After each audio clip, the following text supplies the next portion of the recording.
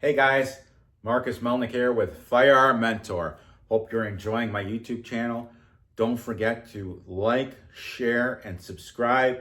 These little things are free to you and really help the channel. I appreciate your support. Enjoy. Thank you. The views expressed are not those of local community broadcasting, WYML LP, or its management, volunteers, or underwriters.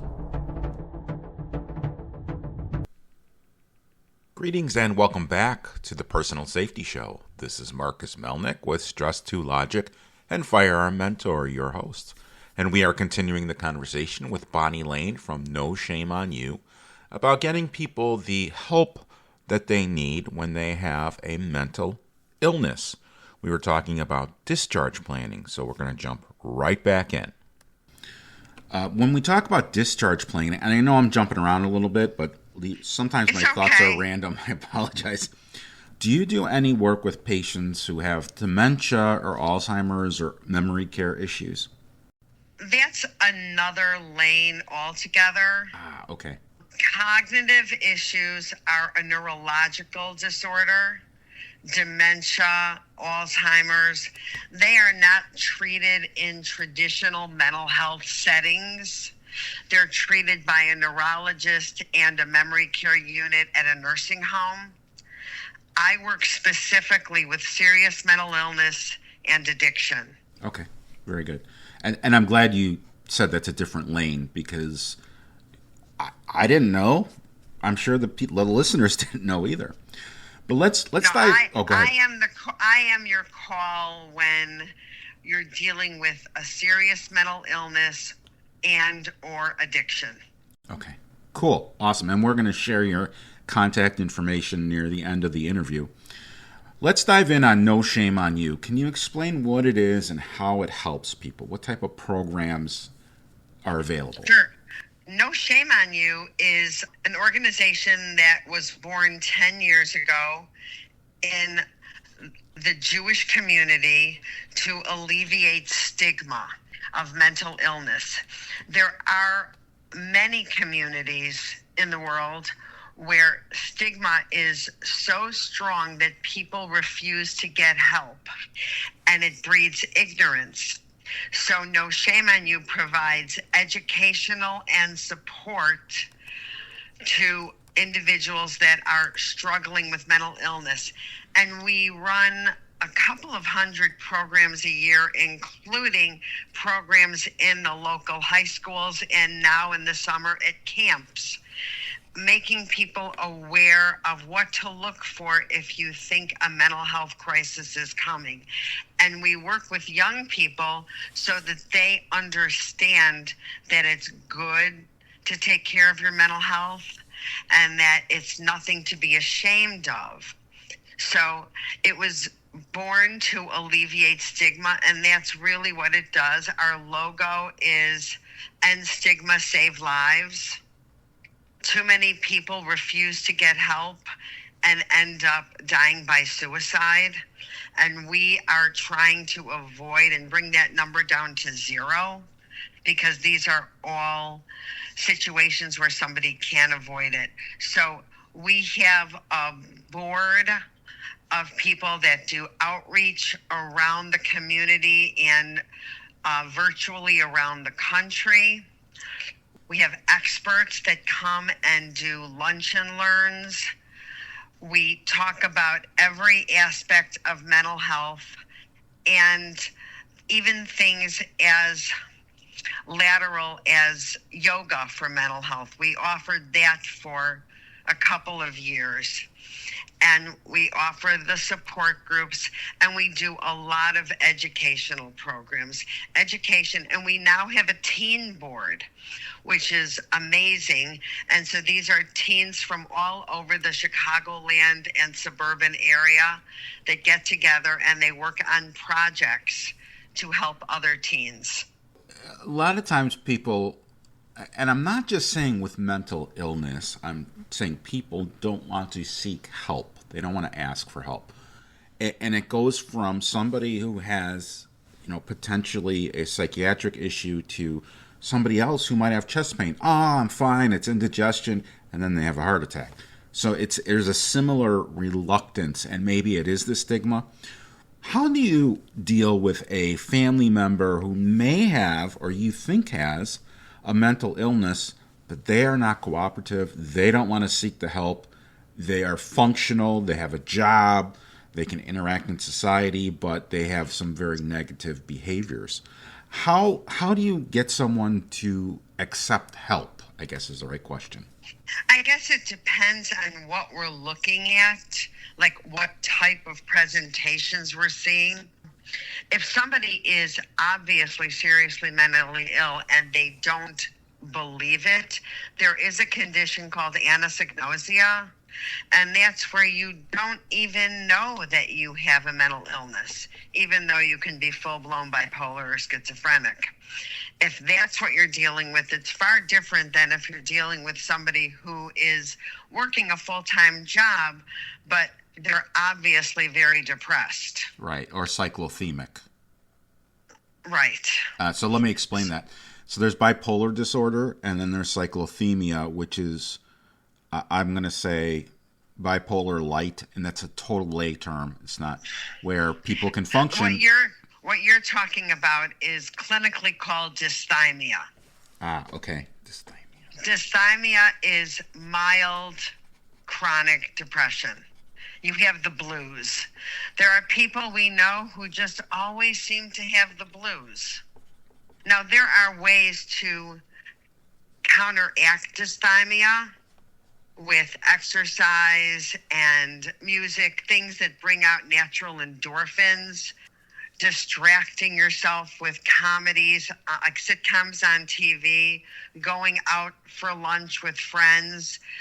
But if you are a dysthymic person, it takes a lot of effort on your part to still function well when you're not obligated to do something. So we have to go to work.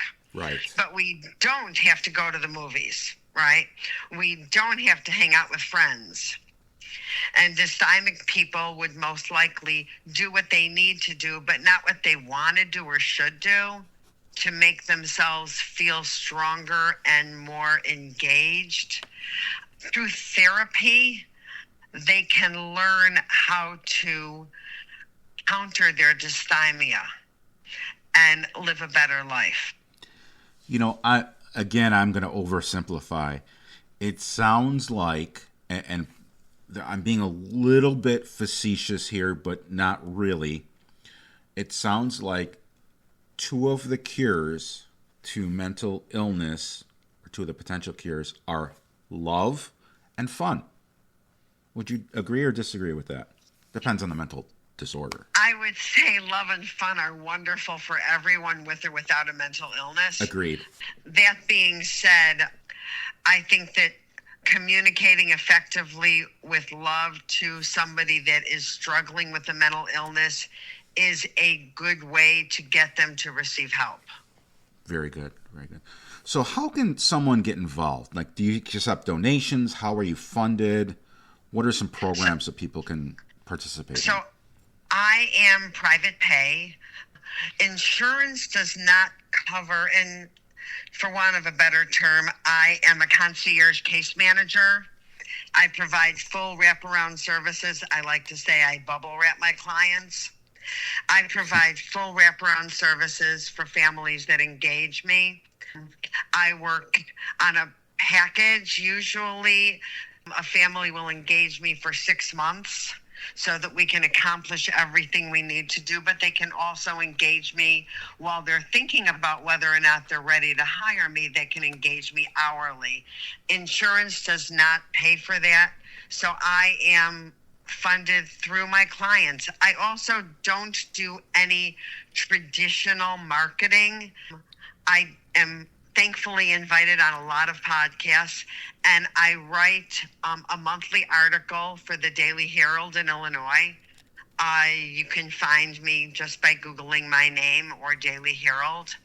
And that's on topics that everyone needs about mental health. They're all different. The one that's going to happen in July is already ready to go. It's already been sent into the newspaper, and Minority Mental Health Month is July, so it's about underserved communities and minority communities and the lack of resources and the difficulty they have in accessing care and ways to find care if you find yourself in that type of underserved situation. Do you find that mental illness is more common with a lower income level, or is it pretty much the same across the board? Just some communities are underserved, therefore it looks like it may be a bigger problem than it actually is statistically. Well, if underserved means also less educated, because that unfortunately usually goes hand in hand. People that are less educated have more fear about mental illness, and there's more stigma. Got it. So, and I'm not even talking about education being formal education like school. It's just community education and familial education. And people feel that it's a sign of weakness, right, if you get help for a mental illness. So it is very prevalent in all communities. Unfortunately, it is more and more prevalent than it used to be, but there are resources for people to take advantage of regardless of what insurance you have. I not only work with families who have commercial insurance for treatment, but I also work with families who their loved one is on Medicaid and Medicare. And I help people get on the appropriate benefits when they need it. And so we do have resources for people that are on Medicaid. I recently had dinner with a group of people from Minnesota. And in Minnesota, almost all treatment is accessible through Minnesota Medicaid. In Illinois, we have probably about 20% of our mental health system is funded by Medicaid. But with Medicaid, you can always go to a hospital. Right. And for an emergency. hospital, right, an emergency room, right. And that will accept Medicaid. There should not be a limitation to you getting the help you need, even if you're in an underserved community. Accessing that care, there could be longer wait times because less people are working in those communities. And it could be that you have a transportation issue to getting to where the care is if you don't have a car or you don't know how the bus route works or the train route. So there are ways, there are workarounds. You can ask your local library for resources on how to get around or where the local mental health agency is. Call your local police department, your township office, your state senator's office. All of these people can guide you to care. Very good. This, I wasn't planning on asking this, but it popped in my head. Have you seen a change? And I have, but again, I am not in the mental health space. Have you seen a change with mental health as a result of the pandemic? Oh my God, so much. I started out with my population starting at 18. And now I work with people as young as 14. And there's a lot more mental health issues that were caused by the isolation. I also saw during the pandemic a lot of seniors struggling with serious mental illnesses and severe depression because they were isolated, and isolation breeds depression. Right. So, and a lot of kids lost time when they should have been interacting with friends and learning social skills, and they were in school on Zoom. So they lost out on that. And so I see a lot more social anxiety and inability to integrate into a friend group. Hey, let's be honest. And I have teenagers, so I know this happened, and it happened across the country, where the Zoom camera is off and someone's playing video games and they're not even interacting because there's no supervision. I mean, that, I think, was part of it.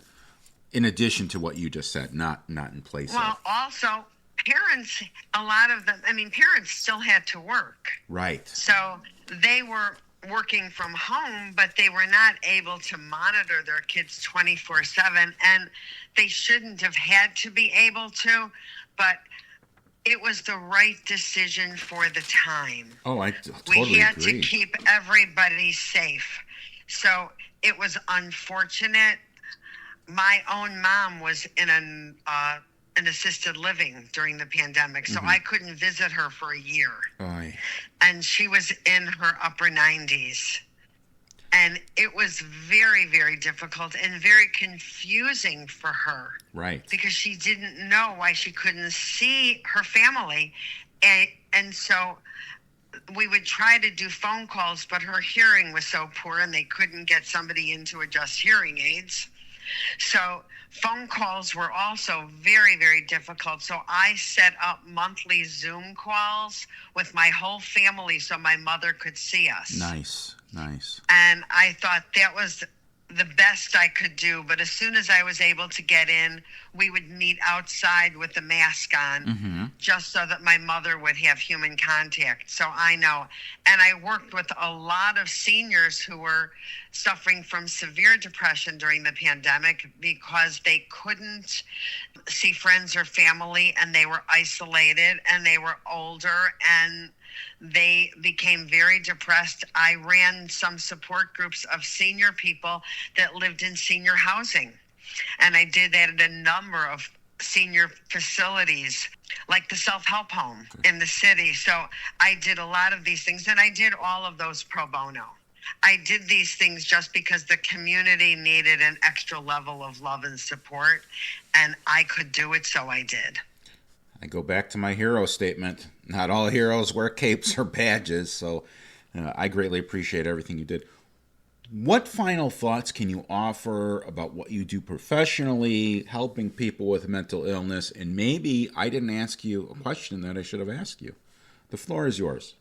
If you are concerned that you have a loved one who is either using recreational drugs and it is impacting their life, or you see a brewing mental health situation that could lead to a crisis, call me right away. I have no problem when people call me on the way to the hospital, but it would be way better if we could have conversations to avoid hospitalization, to get people the help they need in advance. But if you do find yourself with a loved one from 14 to 60 that struggles with a serious mental illness or addiction, with or without autism, I am recognized as the national expert in this field. I will provide all of the services you need and wrap your loved ones in love and support so that they can live their best lives, and therefore so can you. How do people get a hold of you? Can you share your contact information? You can reach me either through my website, www.thefamilysupportservices.com, www.thefamilysupportservices.com, or you can text or call me directly at 847-651-1554. 847-651-1554. Thank you for repeating that. Awesome. This will air on actual radio, but if someone's listening on YouTube, I'll actually have that in the description, the contact information, so that if you need Bonnie's help, she's more than willing to help you, which is fantastic. Oh, and let me just say that I do give a free consultation. Perfect. So if you are not sure if you need my help, or you don't know if you're ready for my help, or you just want to know if what I do would add value to your life, call me. I'm always up for a conversation. Thank you very much for your time and sharing your expertise. And I really hope this reaches someone who needs your help, or needs help, or even if it's with a different provider, and it inspires them to say, oh, maybe I do need help. That's my goal, is to get people help, to keep them physically safe, emotionally safe, financially safe, away from scams, which is a whole different topic. But Bonnie, thank you very much for appearing on the show. We greatly appreciate it. It's my pleasure, and thank you for giving me an opportunity to talk to you today. I want my listeners to know that this is my dream, teaching people about safety. If it weren't for you, if it weren't for my listeners, I couldn't live my dream. So on behalf of my family and myself, I want to thank each and every one of you for allowing me to live my dream. And I also want to continue to live my dream, and I'm excited to continue to spread the word of safety. Recently, I began a new service as a conference keynote speaker. So if anyone would like for me to speak at future events, or if anyone knows of an introduction or would like to discuss how we can work with one another, I'd love to do just that. The keynote speaking website is www.stress2logic.com. That is STRESS2logic.com. If you're aware of any conference speaking engagements where you'd like to have me speak, I'd love an introduction. You can always share my electronic business card, which is Marcus Melnick, MarcusMelnick.com. Now, back to the show.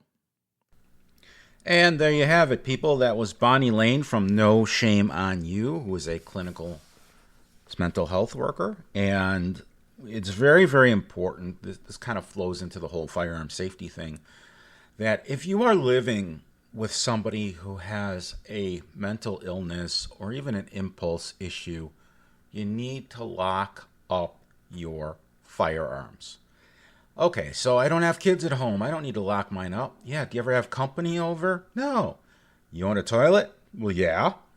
Well, do you might have to call a plumber? Maybe. Well, what if that plumber can't find child support or can't find child care for their child? It's a Saturday morning, you got a toilet packed up, and you got to call the plumber, and his 10-year-old curious son or daughter finds your firearm. That's the reason why we need to lock it up. So mental health is typically involved when there is a crime or shooting, and it could be really just in heat of the moment. But what happened earlier this week in Michigan, it was a church service, and there was a gunman, and the security officer stopped a large-scale shooting. So an alleged active shooter intent on attacking a Michigan church a week ago today was shot and killed by a security guard and another church staff member who prevented a large-scale mass shooting. Happened around 11:15 at the Cross Point Community Church in the Detroit suburb of Wayne.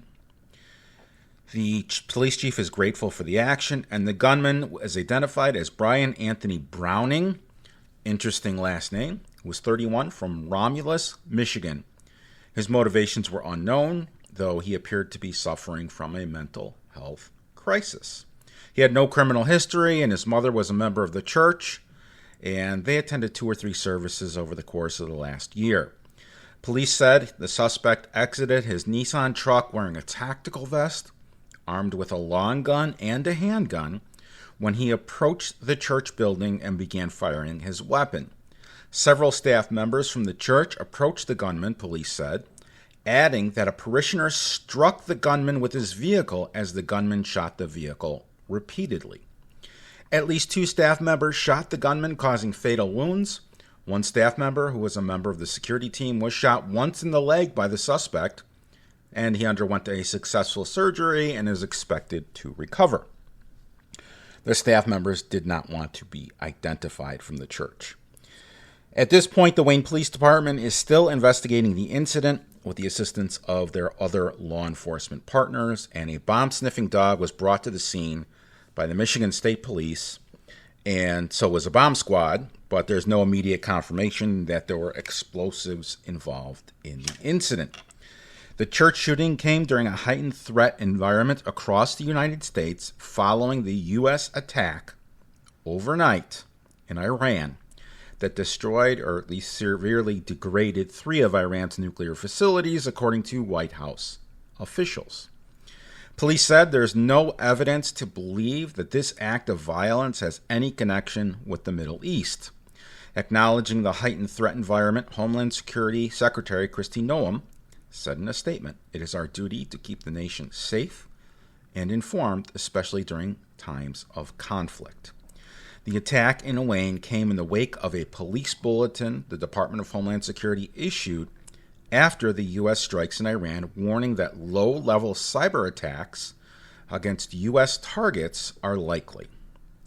The bulletin further urges the public to report suspicious activity, and it's not immediately known if the church attack has connection to the U.S. attack on Iran's facilities, and it occurred about a half hour after the services started.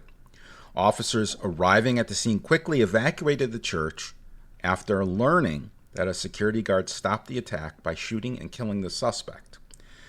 At the time, the suspect's name was not immediately released, and neither was the security guard's name. So there may have been a mental health element to this. I don't know. However, this is the exact reason why we need to, if you own a firearm, you need to lock that firearm up.